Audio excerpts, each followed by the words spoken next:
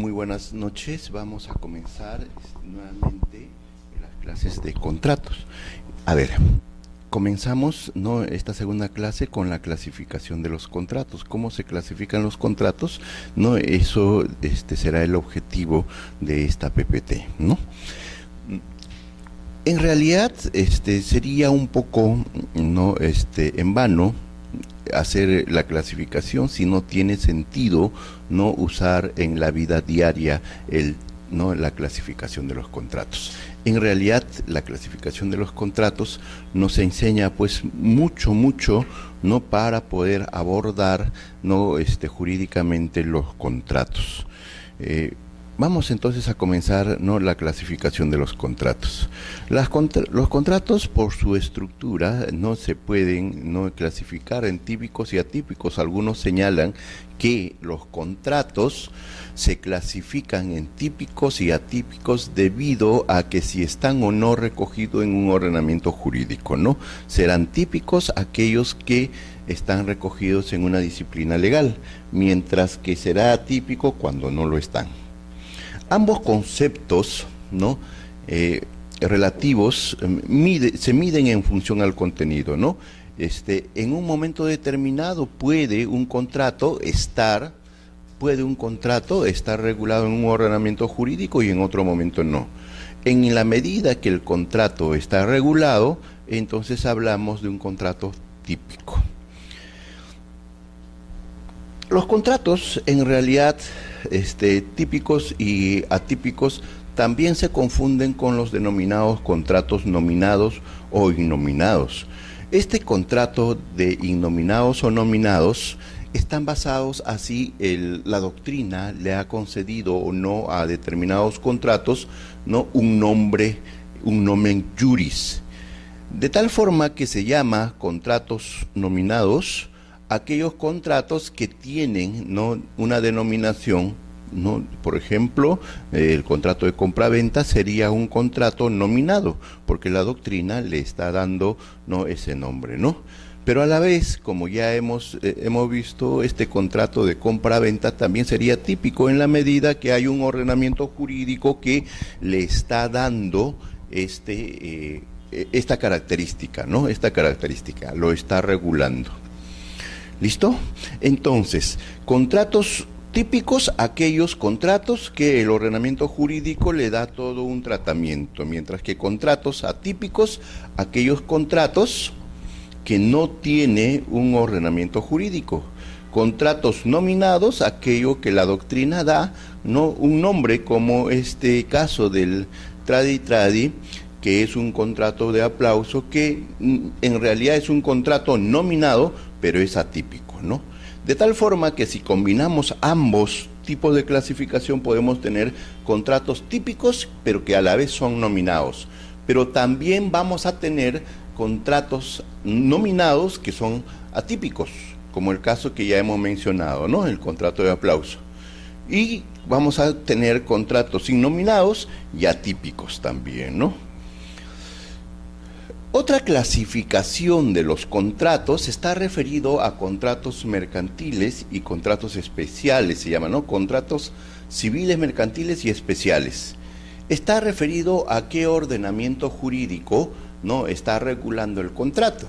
Los contratos civiles están regulados por el Código Civil, mientras que los contratos mercantiles están regulados por el Código de Comercio, mientras que los contratos especiales estará regulado por un ordenamiento jurídico especial.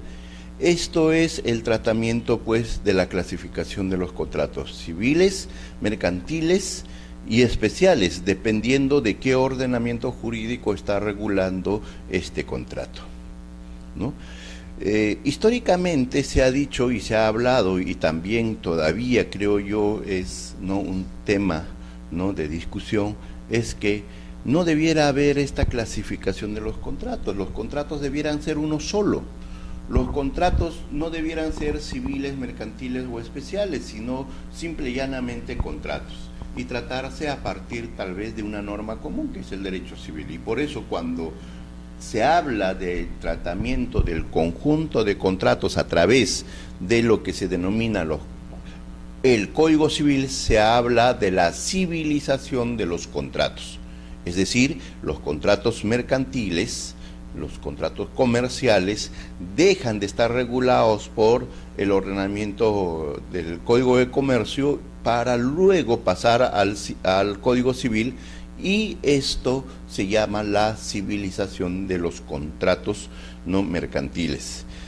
Mientras que algunos contratos y algunas tendencias modernas también señalan que más bien los contratos no debieran regularse por los códigos civiles, sino más bien por los códigos mercantiles, y a esto se llama la mercantilización, ¿no?, del derecho civil, ¿no?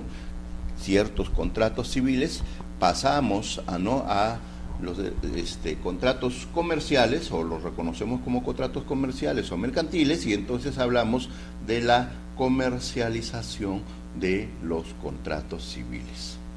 O sea, ¿cuál es la tendencia, no? ¿Cuál es la tendencia? Y entonces eso no nos da a hablar si estamos en la comercialización del derecho civil o la civilización, ¿no?, de los contratos comerciales.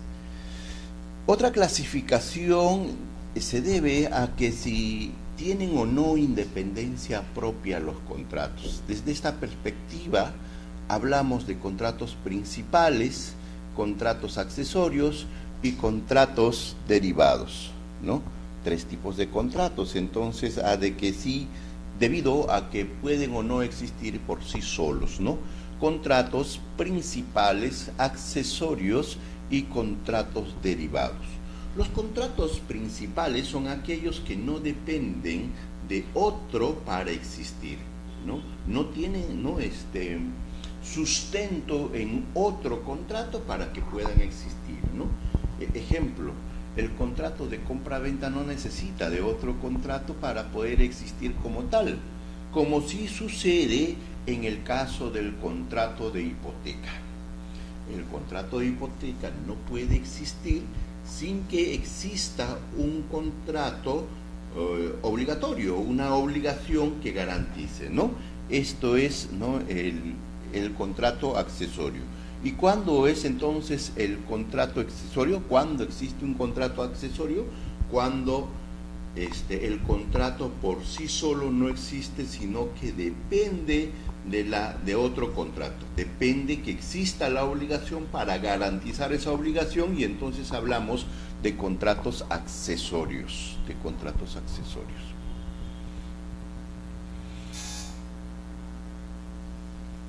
Los contratos derivados, ¿no?, a diferencia de los contratos accesorios, son aquellos, ¿no?, que derivan o que se desprenden del contrato principal, ¿no? Ejemplo, el subarrendamiento es un contrato derivado. No podría existir un subarrendamiento si no existe, ¿no?, un contrato de arrendamiento, pero esto no es en el grado de accesorio. En el grado de accesorio, ¿no?, estamos diciendo que el contrato no existe en la medida que el principal no existe. En cambio acá, el principal da como un efecto al contrato derivado. Mejor dicho, el contrato derivado existe porque es un efecto del contrato principal, ¿no? El contrato principal. Acá señalamos lo siguiente, ¿no? Posibilita, en el caso del arrendamiento, que pueda subarrendar cuando el arrendador ha dado su consentimiento, claro está, ¿no? Claro está. En esto deriva, pues, ¿no?, el contrato de subarrendamiento sería una derivación del contrato de arrendamiento. Contratos con prestaciones unilaterales, prestaciones recíprocas y plurilaterales autónomas. ¿De qué se trata esto, no? Si nosotros vemos, ¿no?, observamos en esta categoría de contratos, nosotros vamos a poder graficar plenamente una relación jurídica. La relación jurídica está establecida entre un sujeto, ¿no?, que denominamos sujeto deudor, y un sujeto acreedor. Esta relación está derivada de un contrato. Cuando el contrato tiene una sola prestación, entonces hablamos de prestaciones unilaterales, ¿no? Prestación unilateral. Estaríamos típicamente en el caso de una donación. En el caso de la donación, existe por parte del deudor quien se compromete a entregar un inmueble en forma gratuita al acreedor, ¿no? Al acreedor, quien sería, ¿no?, en todo caso, el donatario. En este caso, ¿qué existe? Existe una sola prestación. Hay un solo comportamiento de parte del deudor para con el acreedor. En cambio, cuando nosotros tratamos de prestaciones recíprocas, hablamos ya no de una prestación, sino también una contraprestación, ¿no? Entonces, hablamos de una prestación y una contraprestación. Pero ya no estamos en el caso de la donación. En este caso, ya estamos en otro esquema. El esquema es la compra-venta. Entonces, ¿qué pasa en la compra-venta? En la compra-venta existe, por un lado, una prestación que es la de entregar en propiedad el bien, ¿no? Entregar en propiedad el bien. Mientras que también hay otro comportamiento que es la contraprestación, que consiste en entregar el precio. Entregar el precio. Por lo tanto, hablamos de dos prestaciones. En esta prestación, el sujeto que vamos a poner en este caso Juan, ¿qué es? Aquí en la primera prestación de entregar en propiedad el bien, este sujeto es deudor. En cambio, aquí Pedro, esta persona es Pedro, en la primera prestación sería acreedor. ¿Y qué pasa con la segunda prestación? ¿Cuál es? Entregar el precio, que se denomina contraprestación. En este caso, Pedro, aquí colocamos Pedro es deudor, en cambio Juan es acreedor. Entonces, cuando una prestación implica directamente que la otra parte realice una prestación denominada contraprestación, hablamos de prestaciones recíprocas, ¿no? Cuando una de las partes debe ejecutar una prestación a cambio que la otra parte realice por esa prestación que realiza la primera parte una contraprestación, hablamos de prestaciones recíprocas, ¿no? Entonces, en este caso, ambas partes están obligados a cumplir una prestación y la otra está obligado a cumplir entonces, ¿no?, una contraprestación. Si esta es la prestación para Pedro que realiza, entonces para él sería esta la contraprestación. Pero propiamente se habla, pues, ¿no?, del que entrega el bien, en propiedad del bien, es una prestación y el precio sería la contraprestación, ¿no? Ese es el esquema. Miren, estamos señalando que las prestaciones recíprocas, una de las partes realiza una prestación a cambio que la otra parte, por la prestación que está realizando, realice una contraprestación. ¿Cuál sería el caso? Entonces acá, una compra-venta. ¿De qué? De un departamento. Pero sucede que entre ambas partes perfectamente podrían haber una prestación por el lado de Juan y otra prestación por el lado de Pedro que se esté realizando cuando ambas prestaciones no implican, ¿no?, que uno realice a cambio del otro. Entonces no hablamos de prestaciones recíprocas. Hablamos tal vez, ¿no?, de prestaciones unilaterales. En este caso, hablamos propiamente de prestaciones unilaterales. ¿Cuál sería el caso, no? Por ejemplo, el caso sería que Pedro esté donando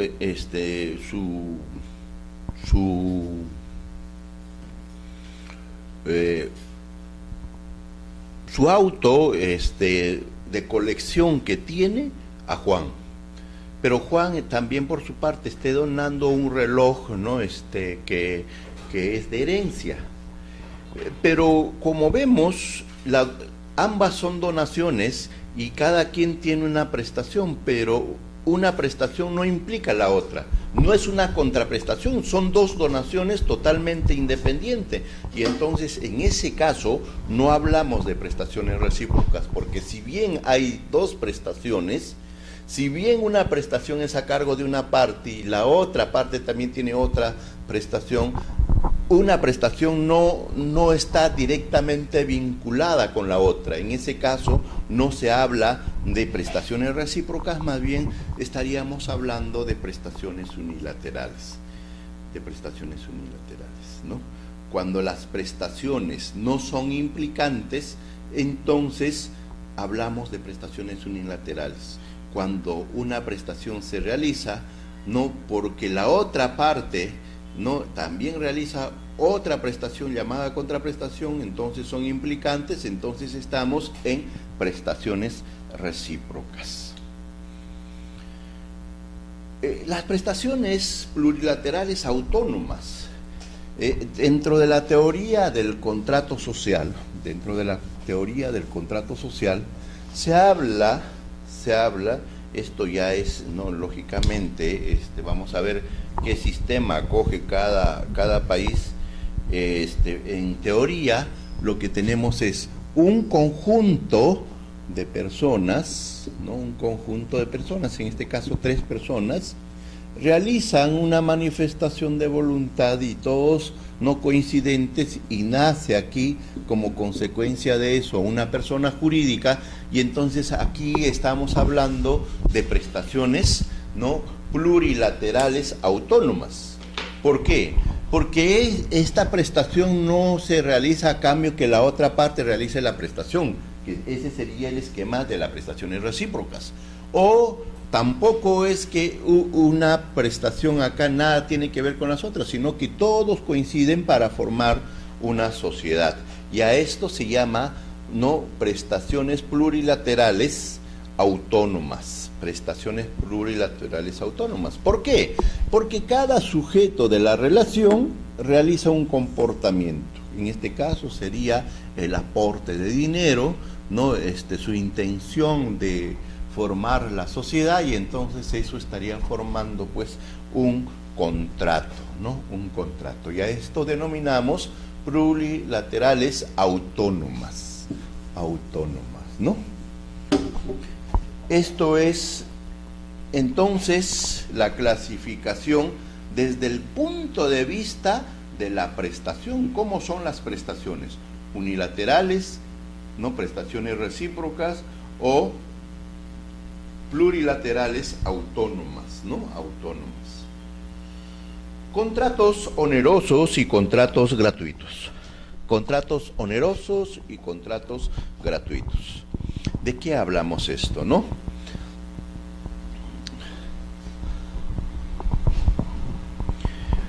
¿De qué hablamos?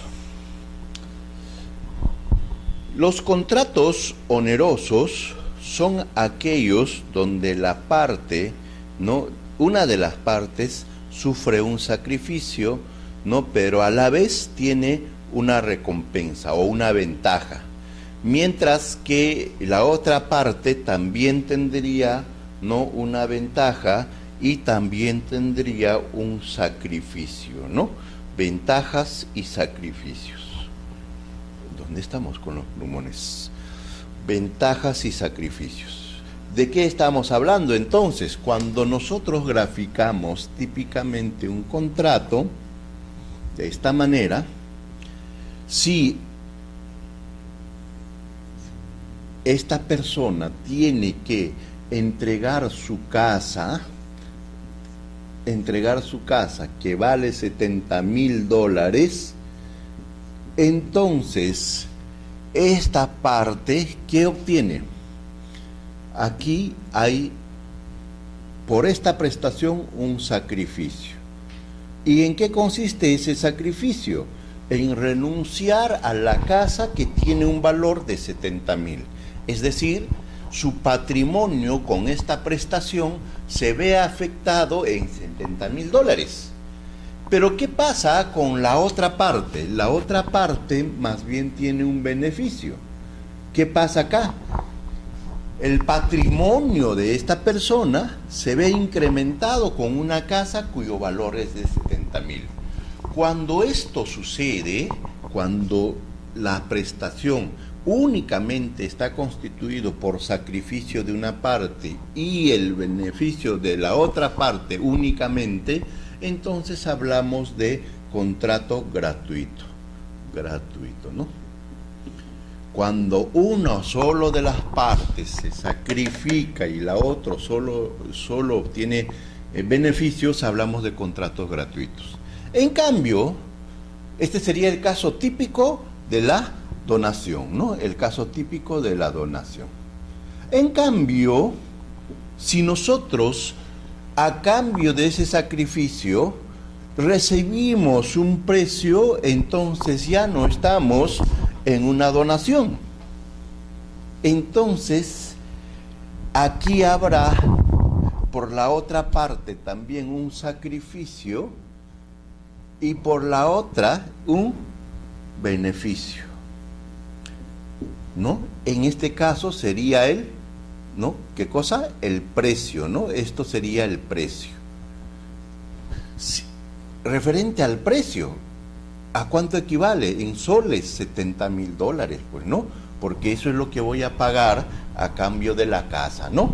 Entonces, por parte de este sujeto habrá un sacrificio que se desprende en monedas, $70,000, y habrá un beneficio, no, por la otra parte, que obtiene esos $70,000 para ingresarlo a su patrimonio.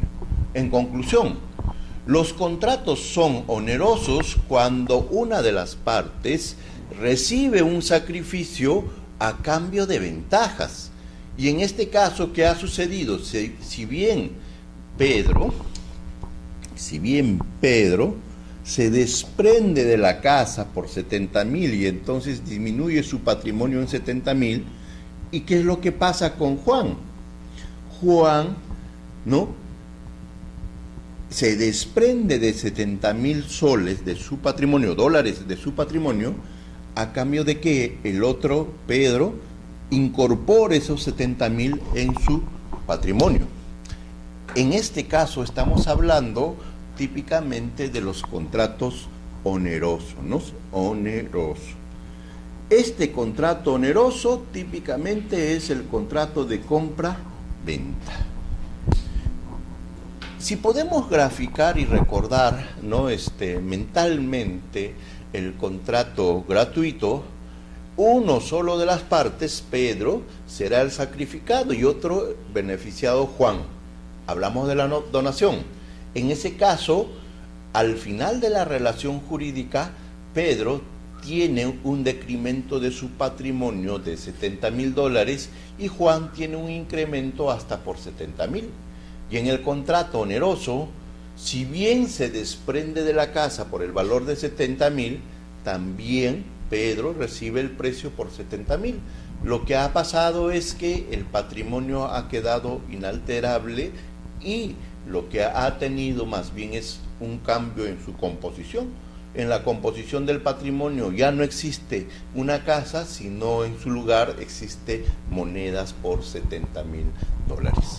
Esto es lo que se denomina contratos onerosos y contratos gratuitos, ¿no? Ahora, creo yo que antes de pasar al otro tipo de contratos, ¿no?, vamos a determinar, ¿no?, una diferencia que comúnmente nos lleva a un error. comúnmente nos lleva a un error. ¿Será igual un contrato no gratuito que contrato no patrimonial? ¿O será igual el contrato oneroso que contrato patrimonial? Siempre hay en cierto grupo una confusión sobre este tema y podríamos en todo caso nosotros ahora aclarar al respecto, ¿no? A ver, todo tipo de contrato, todo, ¿no?, es patrimonial. ¿Pero por qué es patrimonial? Porque la relación, mejor dicho, la prestación, que es el vínculo de la relación, se puede valorar en dinero. Miren, acá entregan una casa, pero esa casa, lógicamente, se puede convertir en un dinero.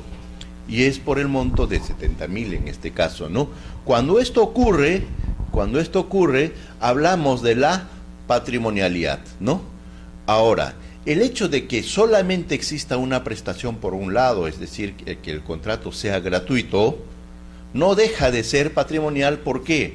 Porque la prestación en esencia se puede convertir en dinero y eso es lo que da la característica de patrimonialidad. En conclusión, la patrimonialidad es un elemento o es una característica que tienen todos los contratos, que consiste en que la relación o la prestación que es objeto de esa relación, ¿no?, se puede valorizar en dinero. Y eso le da la característica de contrato patrimonial, ¿no?, o la patrimonialidad de los contratos. En cambio, la gratuidad está ligado con solamente el sacrificio de una de las partes sin a cambio recibir ventajas. Típico caso de la donación. Pero la donación, entonces hablamos de un contrato gratuito que a la vez es patrimonial, ¿no? Patrimonial.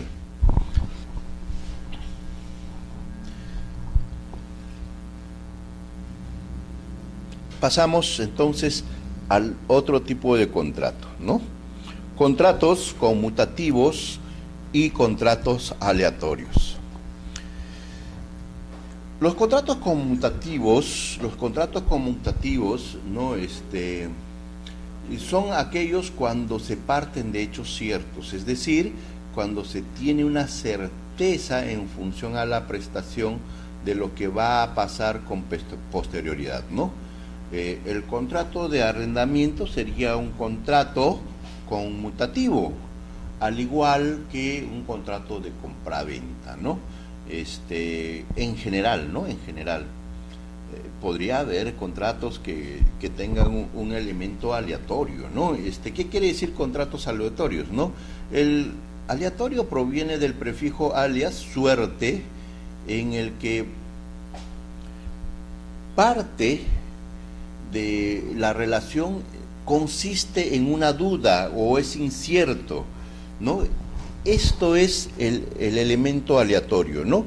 Referente a un efecto del contrato, hay una duda, hay una incertidumbre, ¿no? Hay un factor riesgo que está presente, ¿no?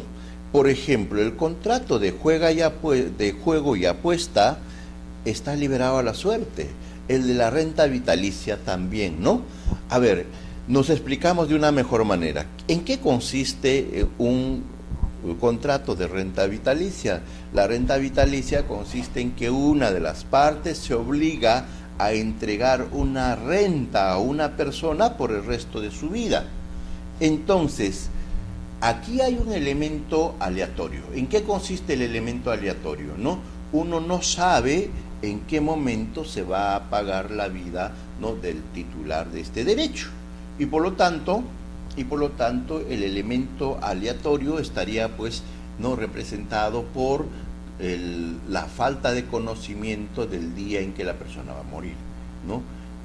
Y esto hace que no podamos a ciencia cierta saber cuántos meses se le va a pagar la renta, ¿no? O hasta qué tiempo se va a pagar la renta vitalicia. Y eso es el elemento aleatorio, ¿no? Contratos aleatorios.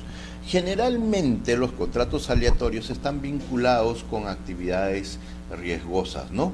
Las actividades riesgosas como la minería, por ejemplo, uno celebra un contrato por una producción determinada y hay más o menos lo que nosotros estamos comprando, pero hay pues siempre un elemento riesgo, ¿no? Que puede ir hacia obtener ganancias o en cierto modo no recibirlas, ¿no? En eso consistiría, ¿no? Típicamente, en todo caso, para diferenciar el contrato conmutativo y el aleatorio, vamos a tener presente siempre el contrato de renta vitalicia. Y en este contrato de renta vitalicia, como ya le hemos mencionado, hay un elemento no incierto.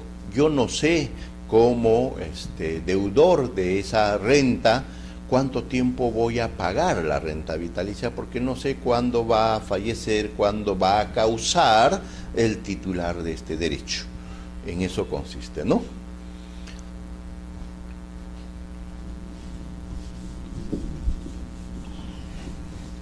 Mientras que el contrato conmutativo, los efectos del contrato se saben anteladamente y no hay pues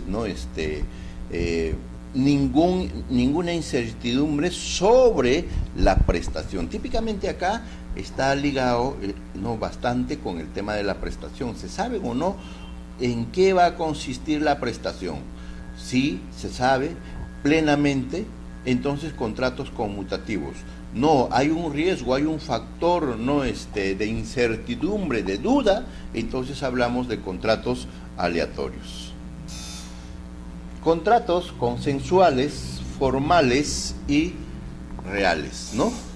Contratos formales, consensuales, ¿no? Y reales.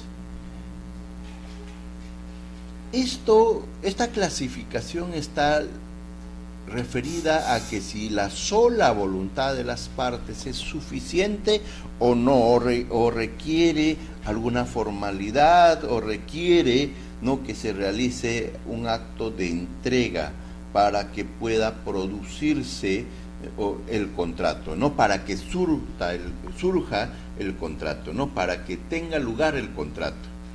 Los contratos consensuales son aquellos contratos que se perfeccionan con el consentimiento de las partes, y esto está regulado en el artículo 1352 del Código Civil, ¿no?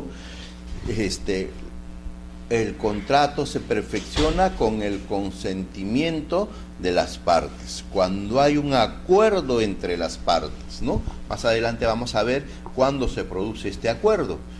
En esto consiste la consensualidad. El simple consenso, el simple acuerdo produce efectos, considera, o mejor dicho, se perfecciona el contrato con el simple acuerdo, entonces contratos consensuales. No se perfeccionan con el simple acuerdo, que requieren algo adicional para que se perfeccione, para que se entienda perfeccionado el contrato. Esto ocurre, por ejemplo, en los contratos de formalidad ad solemnitate, cuya formalidad es requisito de validez de los contratos, ¿no? ¿En qué consiste esto? Entonces vamos a ver, ¿no? Los contratos, de donación, ¿no? El contrato de donación de bienes inmuebles, según el Código Civil, es un contrato formal, que no puede existir como contrato en la medida que no se otorgue escritura pública. Contrario sensu, ¿no? Si solamente tenemos el contrato de donación en minutas, lamentablemente no va a surtir sus efectos, no van a hacer el contrato.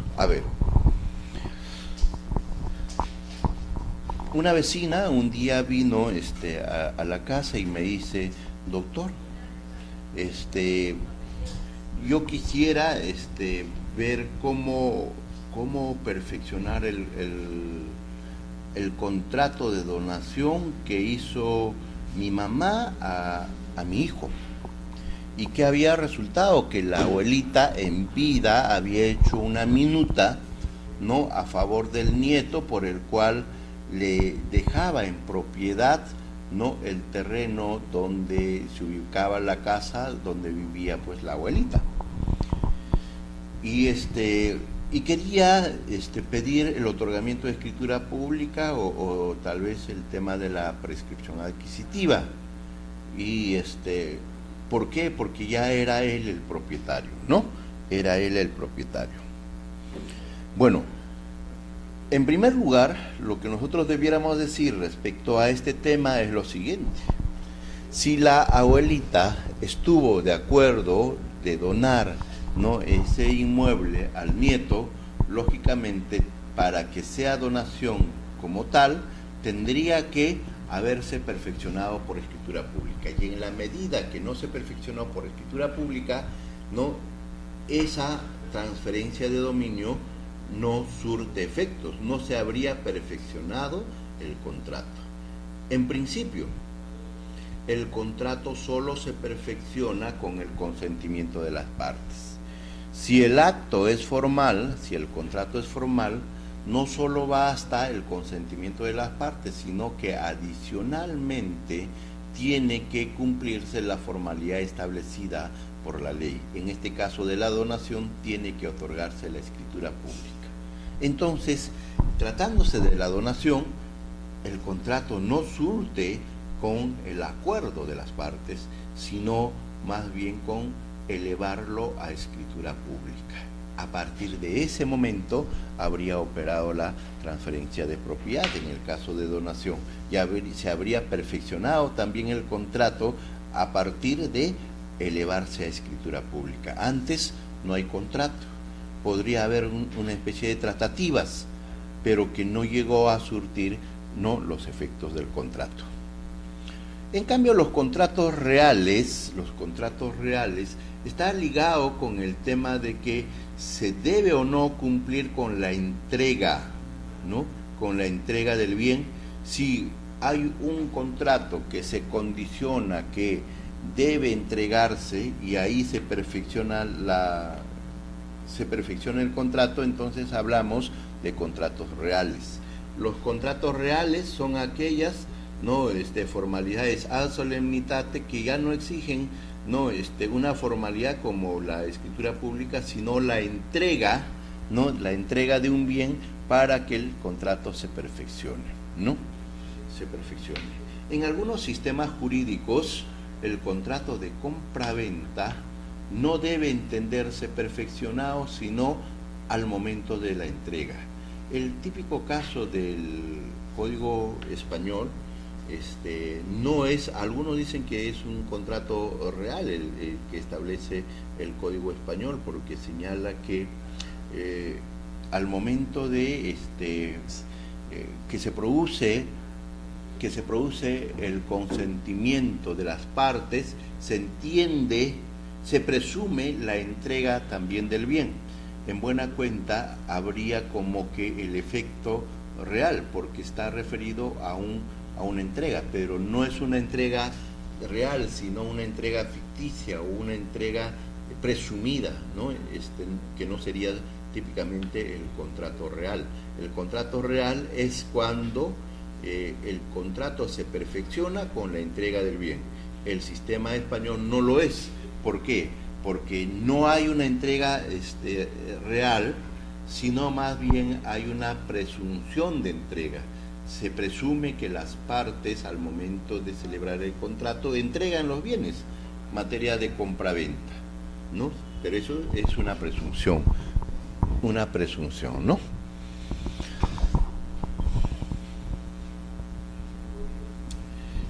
Como estamos viendo, los contratos no tienen una clasificación dependiendo, ¿no?, desde el punto de vista que nosotros podamos observar.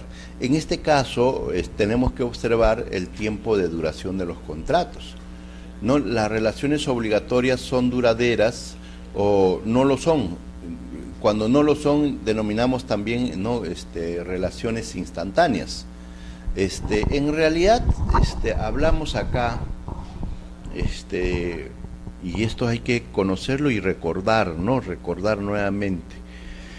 Miren, hasta hoy conocemos la faceta del denominado contrato en el siguiente sentido. El contrato es la manifestación de voluntad tendiente a crear, regular, extinguir relaciones jurídicas patrimoniales, habíamos señalado, ¿no?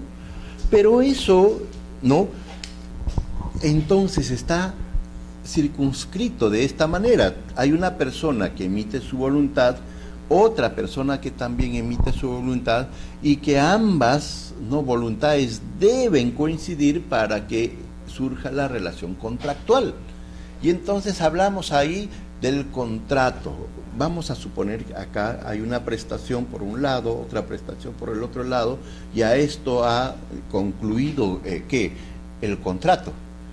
En realidad, esto, ¿no?, de las tratativas y de cómo se llegan a formar el contrato, se llama contrato como acto.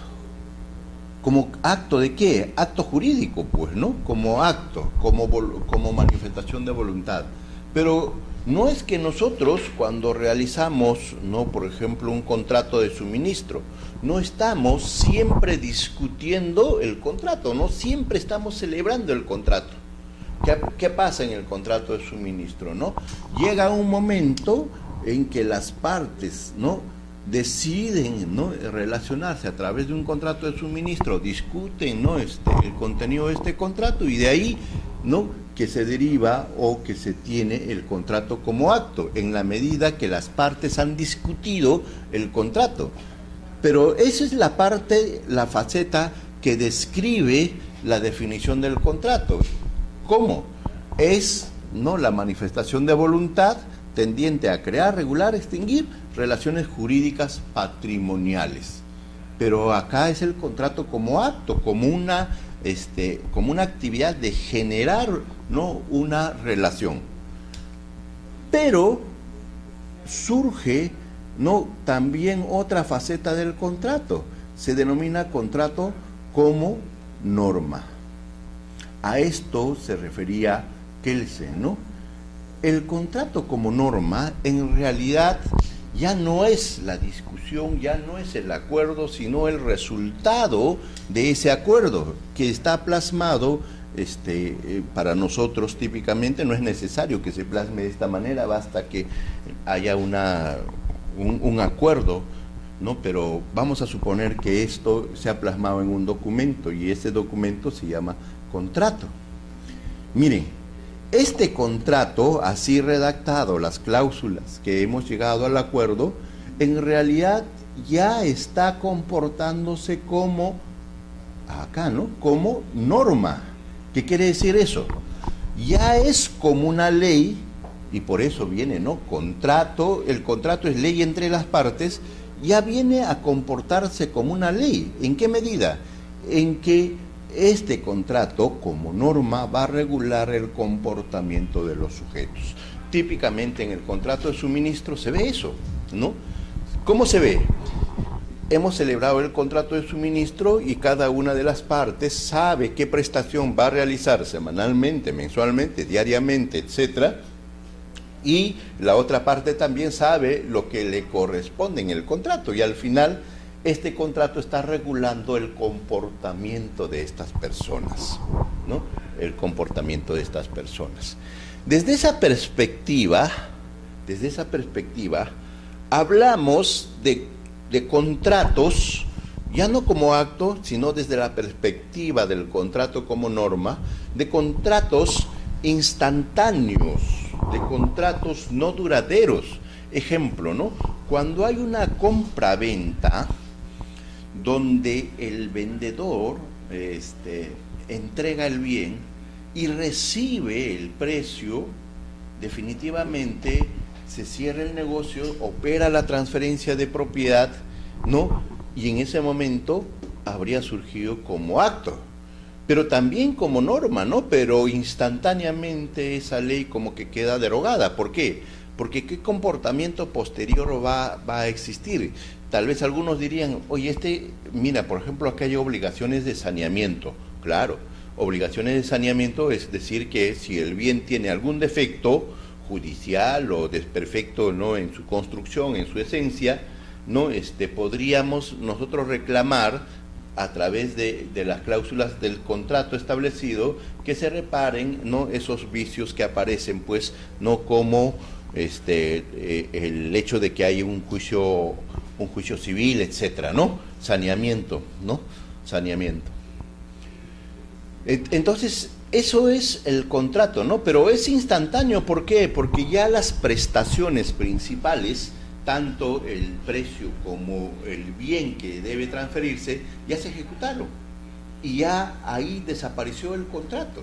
Si bien pueden aparecer unas obligaciones que no son realmente las principales, son obligaciones, algunos dicen ya no estamos en categoría de obligaciones, sino deberes, ¿no?, que llevan anexo, no, generalmente casi la mayoría de los contratos, y entonces hablamos de contratos instantáneos. Cuando todas las prestaciones se han ejecutado por ambas de las partes y generalmente ya no hay prestaciones principales que ejecutar, hablamos de contratos instantáneos.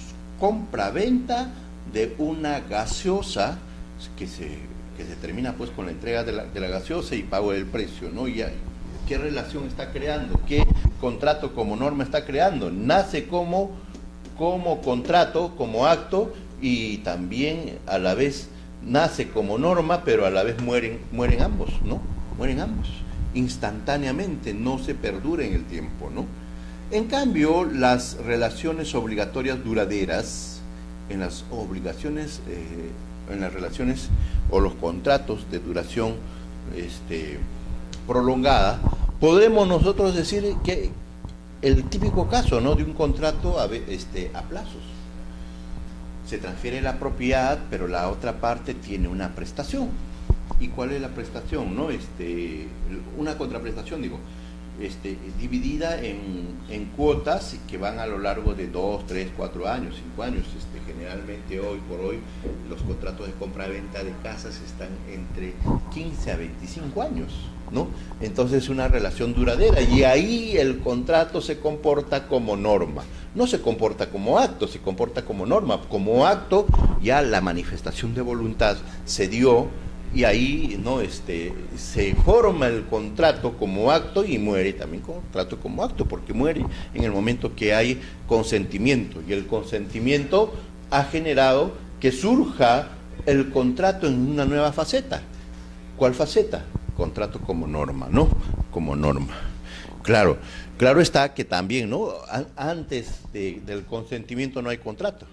Con el consentimiento nace y muere el contrato como acto, ¿no? Pero nace, ¿no?, un contrato como norma, que también puede morir instantáneamente en los contratos de duración instantánea o no duradera, ¿no? Entonces, hablamos de contrato de tracto sucesivo o tracto es de duración en el tiempo, lapso de tiempo, ¿no? Lo más propio es denominarlo relaciones obligatorias duraderas, porque el tracto es como una secuencia, ¿no? Como una secuencia, como lapsos de tiempo, ¿no? Entonces, ese es el tracto, lapso de tiempo, ¿no?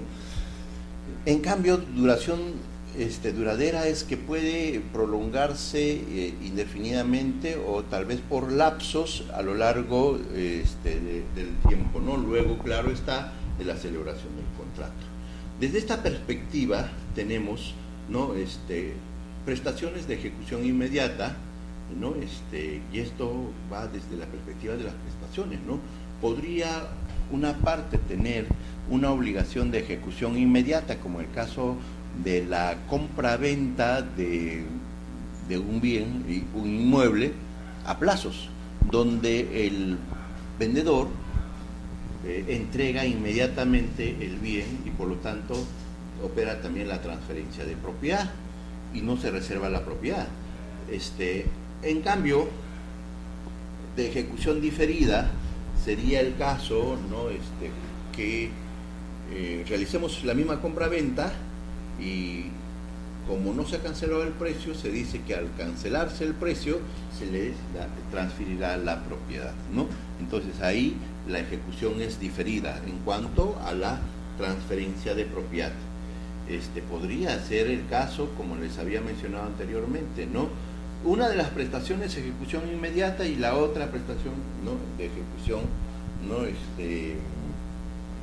diferida, ¿no? El típico caso, ¿no?, de las construcciones sobre bien o denominadas también ventas a plazos, bienes futuros, ¿no? Compra-venta de bienes futuros, así se llama, ¿no? Compra-venta de bienes futuros. En la compra-venta de bienes futuros podríamos señalar que es de ejecución diferida, porque en este momento se celebra la compra-venta y no tenemos el bien para entregar. Tiene que existir el bien para entregar y eso se da en un momento posterior. En ese caso se habla de ejecución diferida, ¿no? Pero eso en cuanto a la entrega y la transferencia de la propiedad, porque perfectamente una persona que compra un departamento en planos podría ya cancelar el precio. En ese caso, desde la perspectiva del precio, de la prestación denominado precio, o mejor todavía, desde la perspectiva de la contraprestación que se representa en el precio, hablamos de ejecución instantánea cuando la persona paga en ese momento el precio total del bien futuro. Y hablamos de ejecución diferida cuando también en cuanto al pago se está prolongando a lo largo del tiempo y por meses, tal vez con cuotas de mes cada uno, ¿no? En ese caso hablamos de ejecución instantánea. Claro está que cuando la prestación se ejecuta en un solo acto, se agota en un solo momento, se agota con un solo acto, entregamos el bien y ahí se agotó la prestación. Y eso entonces es de prestación de ejecución instantánea.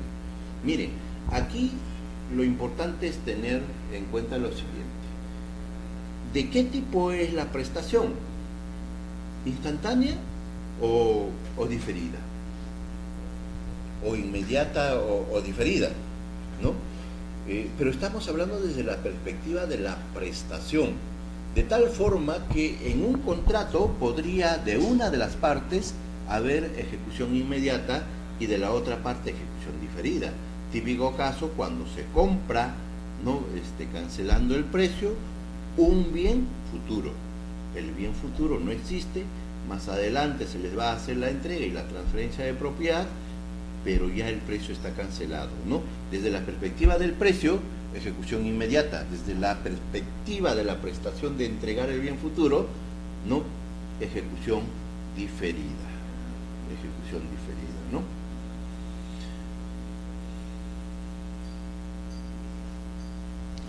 Tipos de relación jurídicas duraderas. O sea, aquí hablábamos entonces de ejecución instantánea y de ejecución diferida. Cuando una de las partes cumple su prestación en un solo acto y en un mismo momento de ejecución instantánea, ¿no? Mientras que hay duradera cuando la parte o diferida cuando la parte está realizando la prestación en otro momento distinto a su celebración, ¿no? Las relaciones jurídicas duraderas con prestaciones continuas, o también puede haber prestaciones continuas y periódicos, típico caso del contrato de arrendamiento, si bien es continua, que se prolonga a lo largo del tiempo, pero la merced conductiva no se está pagando diario. Sería el caso del arrendamiento, que se tiene que pagar mes a mes, pero hay prestaciones no continuas en la medida que hay que pagar eso por 2 o 3 años dependiendo del contrato, ¿no? Dependiendo del contrato.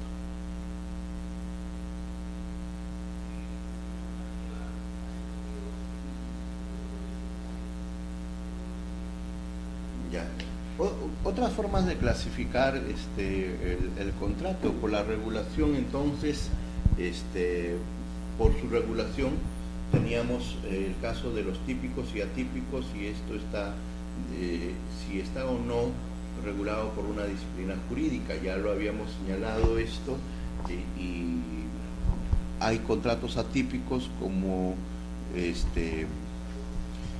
los que no están regulados en el ordenamiento jurídico, ¿no? Como no están regulados en el... Bueno, esto es otra forma de clasificar que en general ya hemos nosotros desarrollado a lo largo, ¿no?, de esta clase, ¿no? De esta clase. Esto sería la clasificación de los contratos, ¿no? La clasificación de los contratos.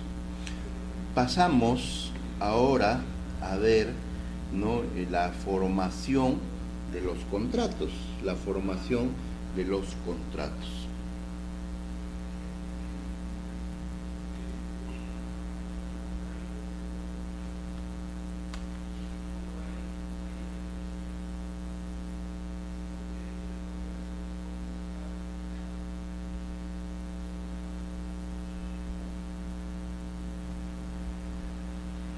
A ver, comencemos entonces esta segunda parte.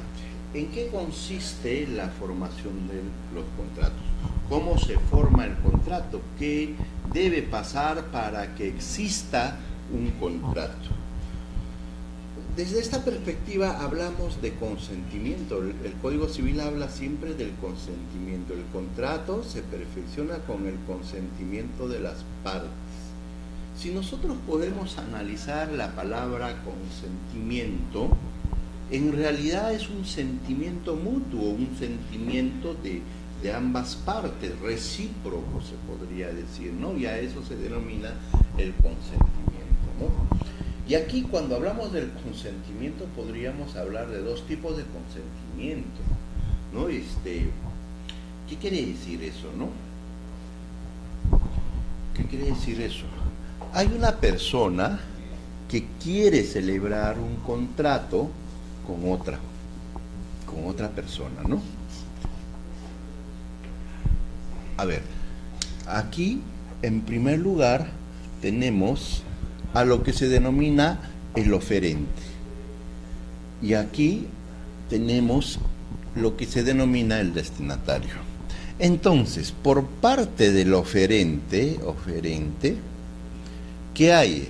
Primero hay una intención, ¿no? Una intención, una voluntad se llama, ¿no? ¿Voluntad de qué? De celebrar el contrato, pero esa voluntad, esa intención de la parte no tiene ningún efecto. O sea, yo quiero vender mi carro y eso no tiene ningún efecto. Entonces eso parte del oferente, la voluntad, ¿no? O la intención. Pero esa voluntad, esa intención, ¿no? Hay una manifestación. Una manifestación. Entonces, cuando yo decido vender mi auto, lógicamente estoy pensando, estoy teniendo la intención de vender y en esa faceta no hay absolutamente ningún efecto. Pero mi voluntad ahora ya la he manifestado, ya lo he comunicado. En ese caso, la comunicación ya no es, o sea, ya salió de mi esfera personal para pasar a la esfera de otra persona, ¿no? En cambio, de la parte del destinatario, el destinatario, una vez que recibe la oferta, ¿qué hace? Va a tener o no la intención, la voluntad de ¿qué? De aceptar. Pero luego esa voluntad lo va a manifestar, ¿no? Manifestar. Miren estos dos elementos, ¿no? Cuando nosotros hablamos de consentimiento, podríamos nosotros, y lo ideal es esto, ¿no? Que la voluntad del oferente coincida, ¿no? ¿Con qué? Con la voluntad del destinatario, y eso es lo ideal, ¿no? Mi intención, mi voluntad, ¿no?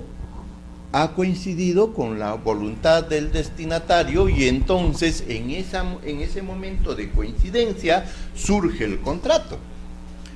Pero ¿qué puede pasar? La voluntad que yo tengo podría haberlo expresado de una manera tal que la manifestación no concuerde con la voluntad. Y el destinatario también, a pesar que haber hecho su manifestación, su voluntad, expresado su voluntad, en el momento de la manifestación no coincida con su voluntad. Y de tal forma que podría haber que estas dos manifestaciones en el entendido de que se generó por una mala interpretación, se pueda generar, como se llame, un consentimiento. Pero esto a nivel ya de manifestación. A nivel de manifestación. Entonces, podemos hablar un consentimiento de intenciones y es lo ideal que debe suceder en los contratos. Pero, no, las manifestaciones también pueden ser coincidentes y ahí también hay un consentimiento, ¿no? Ahora, ¿cuál es lo relevante, no, para nosotros? Lo relevante, ¿qué es para nosotros? A ver, lo relevante. Lo relevante es lo que desea la parte o lo que ha manifestado la parte. Algunos dicen, no interesa, ¿no?, la voluntad de las partes. Lo que interesa es cómo se ha manifestado esa voluntad, cómo se ha expresado, cómo se ha exteriorizado. No interesa la intención, sino cómo esa intención fue comunicada. Y entonces hablamos de la manifestación, ¿no? El código dice, ¿no?, que el contrato es ¿no?, la común intención de las partes y está ligando ¿a qué? A que esas dos voluntades internas, ¿no?, se puedan coincidir, puedan coincidir. En buena cuenta, el ordenamiento jurídico lo que protege es la voluntad, pero si no podemos probar, ¿no?, la voluntad a través de su manifestación u otro elemento, no podríamos nosotros decir que prima la voluntad. Lo que va a primar es la manifestación de voluntad. Lo ideal es que la manifestación coincida a la real intención de las partes y que esa manifestación, ¿no?, sea coincidente, ¿no? Pero lo ideal es que, a pesar de que esas manifestaciones no recojan la intención, coincidan la intención de las partes, pero va a ser difícil, ¿no? Entonces, en el esquema que nosotros tenemos es que deben coincidir las manifestaciones de voluntad y en esos casos se habría formado el contrato, ¿no? El contrato. Ya será alguien, si dice que esa manifestación no es conforme a su intención, tendrá que demostrarlo y ¿no?, tendrá que ver cómo probar eso, y en ese caso el acto jurídico podría decirse que es inválido, ¿no? Pero va a ser difícil esa prueba, porque ¿cómo probar sino a través de la manifestación, ¿no? Entonces, dicho esto, ¿en qué coincide entonces? ¿En qué consiste entonces el consentimiento? En que la voluntad del oferente y destinatario que está manifiesta deben coincidir, ¿no? Deben coincidir. En eso consistiría el consentimiento, ¿no? El consentimiento, no olvidemos entonces, un sentimiento mutuo, un mutuo consentimiento, mutua intención, mutua voluntad. Ya. A ver, entonces, vamos a ver la otra faceta, ¿no? ¿Qué es? A ver, aquí vamos a explicar el disenso, pero desde la perspectiva, debiéramos haberlo hecho después de concluir esta formación del contrato, pero lo vamos a ver de esta manera, ¿no? De esta manera, en esta pantalla, para que podamos comprender el tema. El disenso en algunas legislaciones se llama también desistimiento, ¿no? Desistimiento. O sea, uno realiza un acto jurídico y después se se desiste de ese acto, ¿no? Se desiste del acto. Entonces, el desistimiento, ¿cuál sería la diferencia con el disenso? El disenso sería un desistimiento mutuo, mejor dicho. El desistimiento sería que ya la parte no quiere llevar adelante el acto jurídico o el contrato unilateralmente, ya habría producido el desistimiento. En cambio, el disenso sería que ambas partes se desisten de seguir con la relación jurídica, ¿no? En eso consiste el disenso. Se dice, la doctrina señala que es una resolución consensual, convencional, en el sentido de que el contrato, ¿no?, que se tenía entre las partes se resuelve, ya se libera el vínculo contractual, Dice, es un contrato extintivo cuyo contenido es dejar sin efecto o resolver, ¿no?, convenientemente una relación jurídica obligacional formada en un contrato anterior. A ver, nosotros tenemos un contrato, vamos a suponer, ¿no? Estamos en un contrato donde hemos celebrado con la parte, no sé, llevar a cabo un negocio. Y resulta que ambas partes se convencen de que juntos no pueden llevar a cabo el negocio. Por lo tanto, se ponen, ¿no?, de acuerdo las dos partes y deciden poner fin a ese contrato. Ese disenso, ese mutuo disenso que está pasando, el mutuo disenso estaría dejando sin efecto, ¿no?, otro contrato. Y en general, ese mutuo disenso, ese acuerdo, llega a ser un contrato que mata o deja sin efecto otro contrato que anteriormente se había celebrado entre las mismas partes, claro está, ¿no? En eso consiste el disenso, o también denominado mutuo disenso, ¿no? Ya, contrato. A ver, la siguiente lámina nos indica cómo se forman los contratos, ¿no? ¿Cómo se forman los contratos? Dice que los contratos se forman en forma instantánea o en forma progresiva. En forma instantánea, ¿cómo se realiza la formación del contrato? Esta corriente de formación instantánea o progresiva también se conoce como contratación entre presentes y entre ausentes. Claro, en forma progresiva porque primero se realiza una etapa y después se realiza la otra etapa. Entonces hablamos de forma progresiva. De formación instantánea se da en ese mismo instante todas las fases del contrato.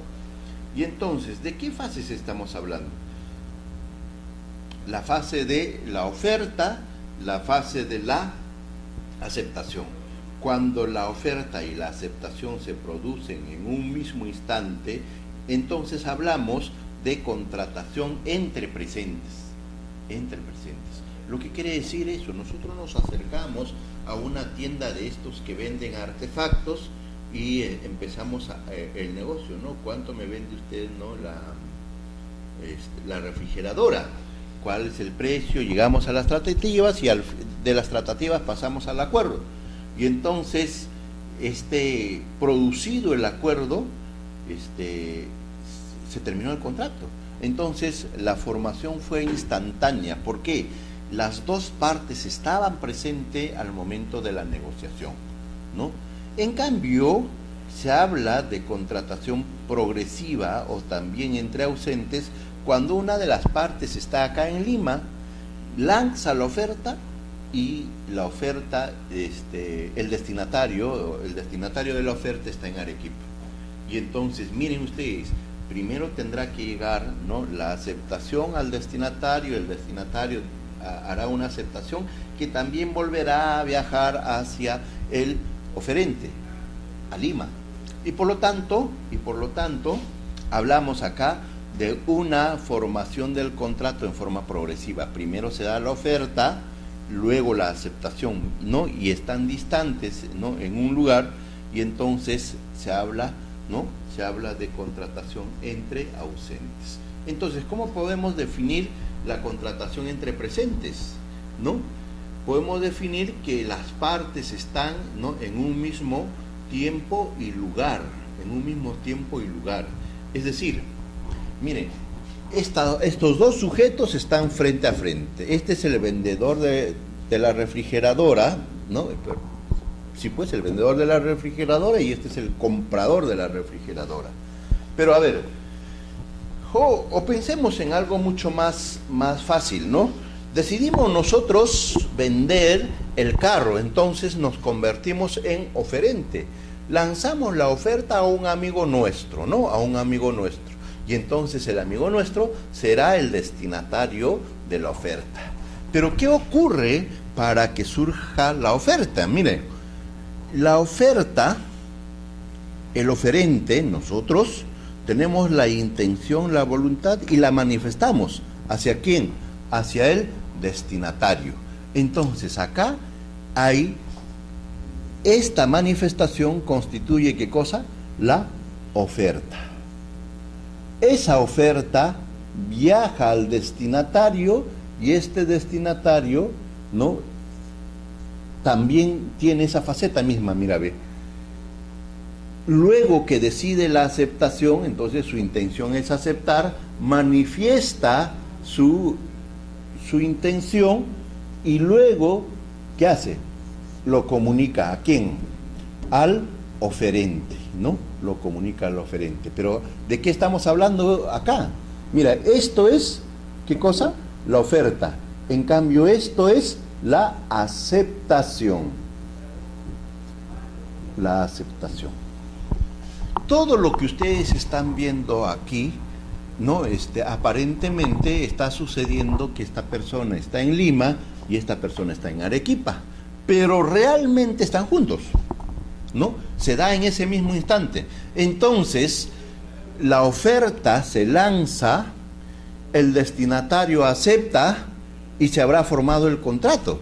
Y cuando están entre presentes, cuando estamos cara a cara, en el mismo tiempo, en el mismo lugar, ¿qué pasa?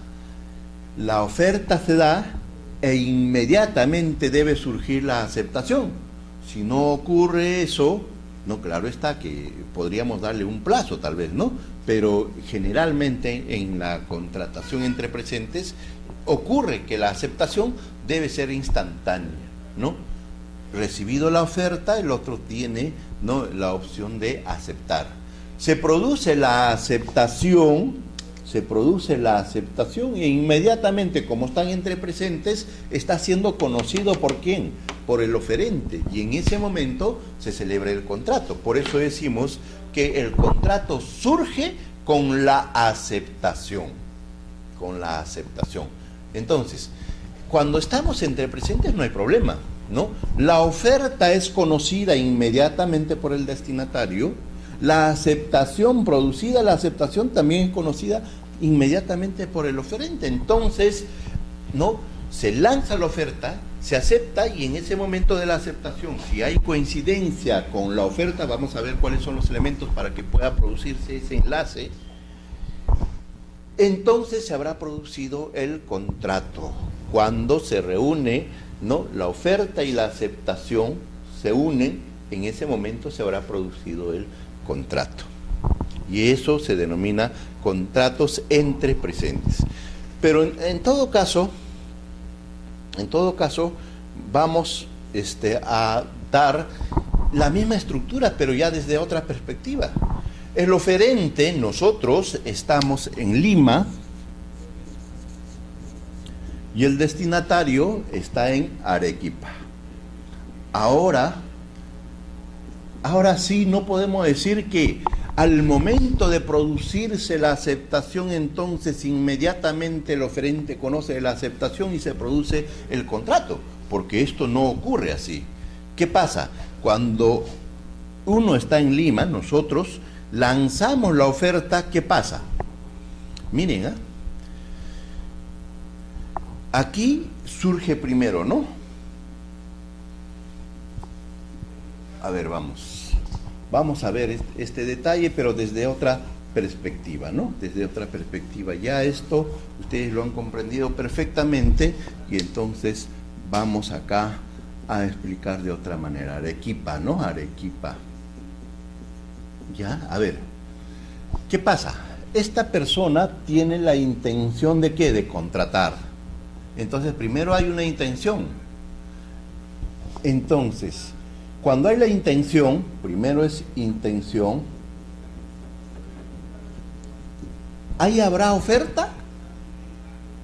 No, no podría haber oferta. Luego vamos a tener, ¿qué cosa? La declaración, ¿no? La declaración o la manifestación que hemos dicho anteriormente, declaración. Y tampoco ahí podríamos decir que hay oferta, ¿o sí? Y esta declaración sale hacia Arequipa, tiene que llegar a Arequipa, y llega al domicilio de la persona. Y cuando llega al domicilio de la persona, aquí hay una recepción. Y ahí se entenderá la oferta, o necesitamos el conocimiento, ¿no? O necesitamos el conocimiento por parte del destinatario. Bueno, hasta aquí vamos a llegar con el tema de la contratación entre ausentes, porque vamos a tener todo un capítulo de contratación entre ausentes. Lo que quiero simplemente es que vean lo siguiente, ¿no? El oferente lanza la oferta y la oferta no es conocida por el destinatario. Para que conozca el destinatario tiene que llegar a Arequipa, ¿no? Y de ahí se produce la aceptación, y entonces lo mismo ocurre con la aceptación. Producida la aceptación por el que está en Arequipa, no conoce inmediatamente el oferente. El oferente no conoce de esa aceptación. Esa aceptación tiene que viajar. Entonces, ¿en qué momento se produce, ¿no?, este tema del contrato? Hay formas, entonces, miren, cuando el contrato es entre presentes, no hay problema. Tanto la oferta como la aceptación se conocen instantáneamente por la otra parte de la relación contractual. O sea, lanzado la oferta, lo conoce el destinatario. Lanzado la aceptación, lo conoce el oferente. Y entonces, cuando se da la aceptación, se produce el contrato. No hay problema. Pero cuando es contrato entre ausentes, aquí viene, ¿no?, el gran dilema.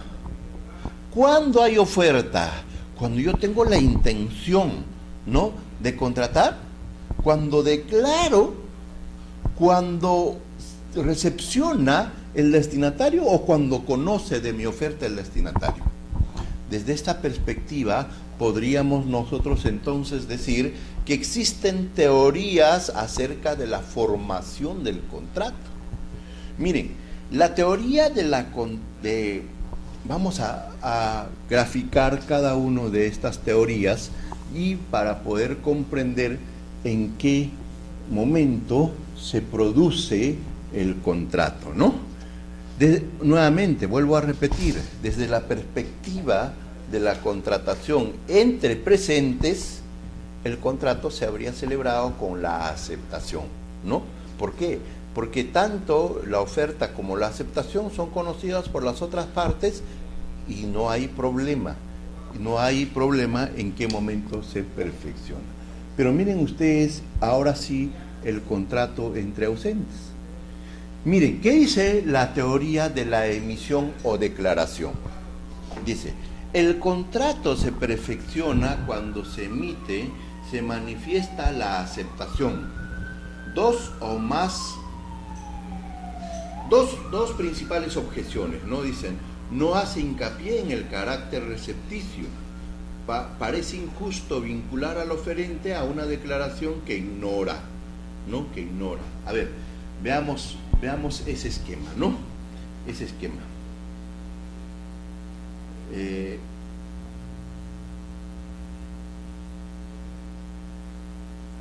A ver, veamos ese esquema. Habíamos señalado que el contrato se perfecciona al momento de la aceptación. Miren, cuando el oferente está en Lima y el destinatario está en Arequipa, sucede lo siguiente. Miren, ¿cómo se produjo el tema de la oferta? No tenemos también problemas. Lo que estamos acá dilucidando es en qué momento se perfecciona el contrato, y el contrato se perfeccionará al momento que la oferta coincida con la aceptación. Pero ojo, como estamos entre ausentes, contrato entre ausentes, entonces acá, ¿qué hace la parte en la primera teoría? En la primera teoría vamos a ver que la persona hizo su aceptación por escrito, la firmó y ahí está, ¿no? Ahí está. Entonces, el hecho de que ya se aceptó y se firmó, ¿no? O simplemente dijo ya aceptó, ahí se produce el contrato. La teoría está diciendo que, mira, esta teoría de que se forma el contrato al momento de la emisión de la declaración de aceptación, tiene dos problemas. Un primer problema: la aceptación ha sido firmada, ¿no? Puede también ser verbal, ¿no? Ya sabemos eso, pero en este caso estamos tomando ejemplo que está firmada. El destinatario la firmó, pero ¿conoce el oferente? No lo conoce. Y entonces por eso la segunda dice, ¿no? Parece injusto vincular, ¿no? ¿A quién? Al oferente con una declaración que no conoce. O sea, él todavía no conoce la aceptación. Sin embargo, ya se formó el contrato para esta teoría, ¿no? Al momento de decir sí, ¿no? Acepto, se habría formado. Y eso sería la teoría de la emisión. Basta que la voluntad, la aceptación se emita, entonces se habrá producido el contrato. Pero otra teoría, que es la teoría de la expedición, señala que no es el momento de la emisión, sino que debemos hacer, ¿no?, otro elemento más para poder decir que, ¿no?, el contrato se había formado. Dice, el momento relevante es aquel en el cual el aceptante se desprende de su declaración. ¿Qué quiere decir eso? No es el momento que lo firme, sino es el momento que lo envía para ¿no?, la oferta. Mejor dicho, si estamos haciendo por un correo, bastaría que yo deposite al correo y entonces ya me habría desprendido de mi voluntad y entonces está viajando y en ese momento se produciría, ¿no?, el contrato. Tendría efecto, surtiría efectos el contrato, ¿no? O mejor dicho, se perfeccionaría el contrato, ¿no? Pero acá también hay dos críticas, ¿no? La misma que a la teoría anterior. Todavía el oferente no conoce, ha salido de la esfera del destinatario, pero todavía no ha llegado a la esfera del oferente, entonces desconoce, ¿no? Por eso se dice que la misma crítica que la anterior, ¿no? El aceptante se desprende del todo de su declaración, ¿no?, acudiendo al correo y solicitando la devolución de la carta entregada. Bueno, el aceptante podría desistirse, ¿no? Y podría desistirse hasta antes que llegue al oferente. Y en esa perspectiva no podríamos decir que se perfeccione el contrato, pues, con la expedición de la voluntad, ¿no? Con la expedición de la voluntad. A ver, de nuevo, La primera teoría de la emisión es que yo firmo el contrato, perdón, yo firmo la aceptación y ya está aceptada, pues, ¿no? Pero dice, no, oye, pero ¿cómo vamos a vincular al oferente con una declaración que no conoce, con una aceptación que no conoce, ¿no? Y acá hay una crítica también, dice, no, la declaración de voluntad es recepticia, la aceptación es recepticia, esa es la característica de la aceptación, y por lo tanto no está recepcionada pues por el oferente. Si no está recepcionada por el oferente no tendría ningún efecto. La segunda teoría dice, no basta que diga sí, no basta que firme, ¿no?, la aceptación, sino que necesita un plus más, que se desprenda de esa aceptación y esa aceptación salga con destino al oferente. Eso ocurriría cuando uno deposita la aceptación en el correo. En el correo. Pero tanto la teoría de la emisión como de la expedición adolecen pues del carácter, ¿no?, recepticio de la aceptación. ¿En qué consiste? En que el oferente debe conocer, y en estas dos teorías no conoce, no conoce de la aceptación el oferente, ¿no? La teoría de la recepción. ¿En qué consiste la teoría de la recepción? Miren, ¿qué dice nuestra PPT? El contrato se perfecciona cuando la aceptación llega al domicilio o círculo de interés del oferente, ¿no? O círculo de interés del oferente. ¿Cuáles serían las críticas acá? Dice, no se da un verdadero encuentro de consentimientos. Claro, llega al domicilio, pero si yo no sé cómo hay el consentimiento, perdón, sí, pues, ¿no? ¿Cómo hay el consentimiento si yo no conozco de la aceptación? Ha llegado pues el sobre, y el sobre cuando llega yo no sé si dice sí o no, si acepta o no acepta. ¿Cómo con esa llegada tendría que ser que formarse el contrato, ¿no?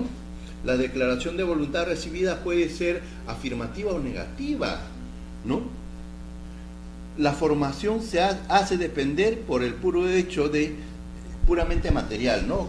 ¿Cuál material? Que llegue al domicilio del oferente en este caso, ¿no? A ver, en este esquema, ¿cómo estamos? O sea, aquí, en la teoría de la expedición, como que esta flecha sale, ¿no? O sea, sale de la esfera, acá tendríamos la teoría de la expedición, sale de la esfera del aceptante y viaja.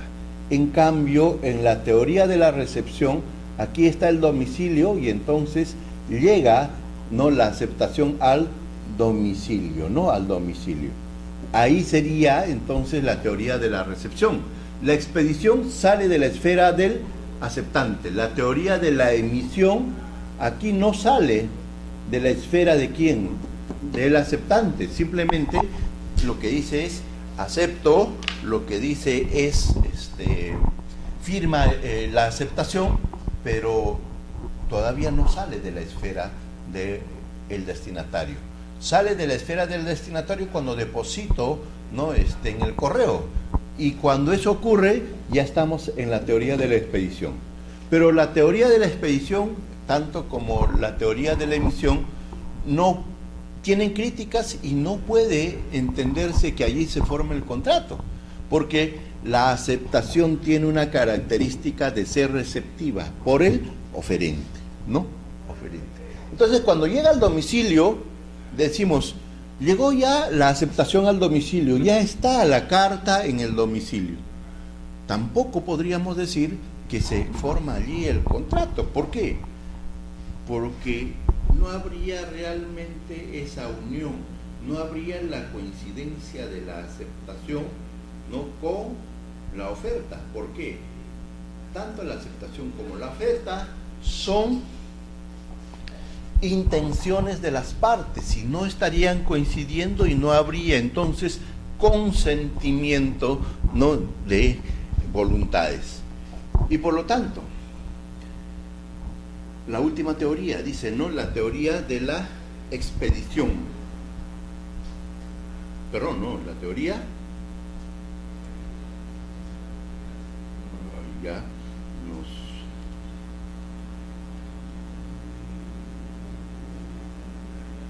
La teoría del conocimiento, ¿no? La última teoría es la teoría del conocimiento o cognición también, ¿no?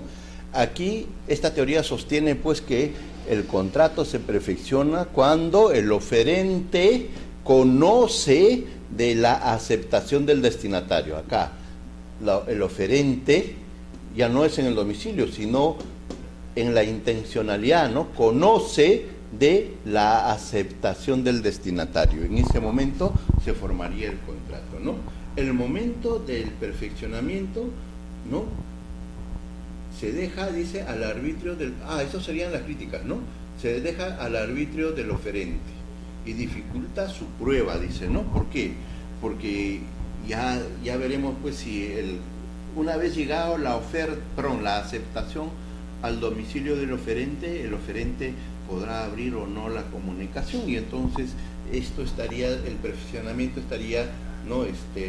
Dependiendo de que si la persona tiene o no la intención de abrir el sobre, ¿no? También dice, ¿no? Podría llegar en un momento infinito y se cruzan declaraciones, o podría ser, podría llegar debajo,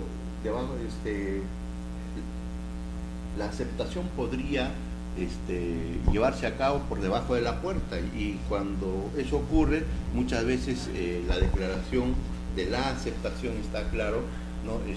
Se ha introducido debajo de la alfombra y nunca es conocido por el oferente, ¿no? Entonces, estas serían las críticas a la teoría de la cognición, ¿no? Aquí,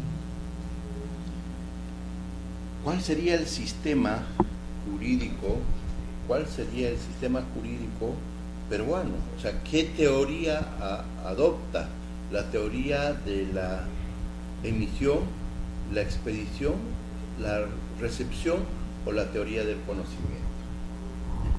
O la teoría del conocimiento, ¿no? ¿Cuál creen ustedes? Increíblemente, nuestro Código Civil adopta la teoría, ¿no? La teoría ¿de qué? Del conocimiento.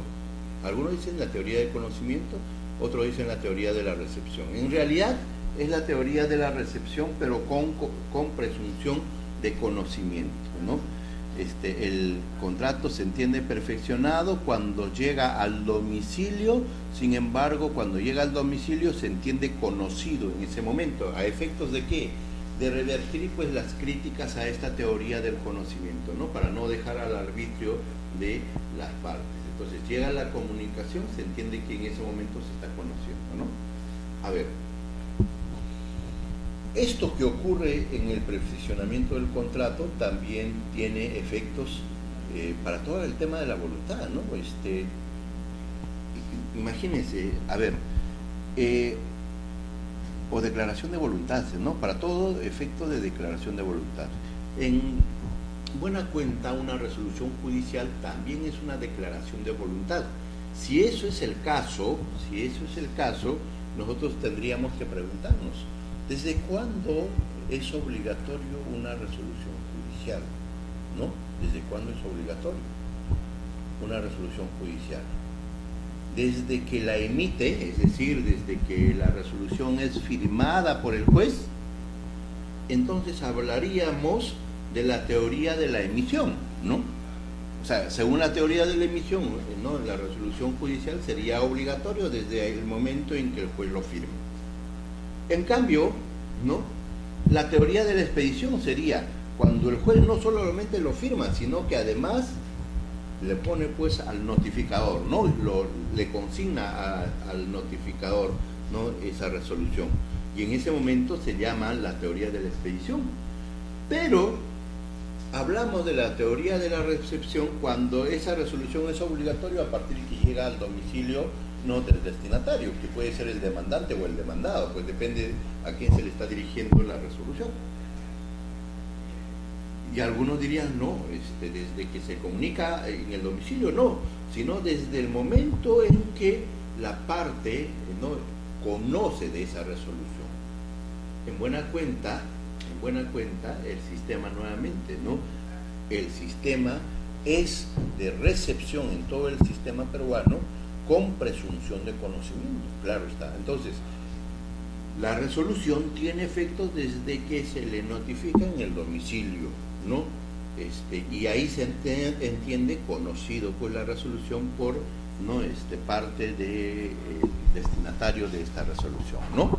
Igual será entonces el carácter de cualquier voluntad, ¿no? De cualquier voluntad, desde qué momento tiene efectos, ¿no? Tiene efectos. Hasta aquí llegamos en una primera parte de la formación del contrato, luego seguiremos, ¿no? Con el segundo tema, ¿no? Con la segunda parte de la formación del contrato, que es la aceptación, es la oferta. Nos falta todavía concluir con los temas de oferta y luego la aceptación para llegar pues a la formación del contrato. Muchas gracias.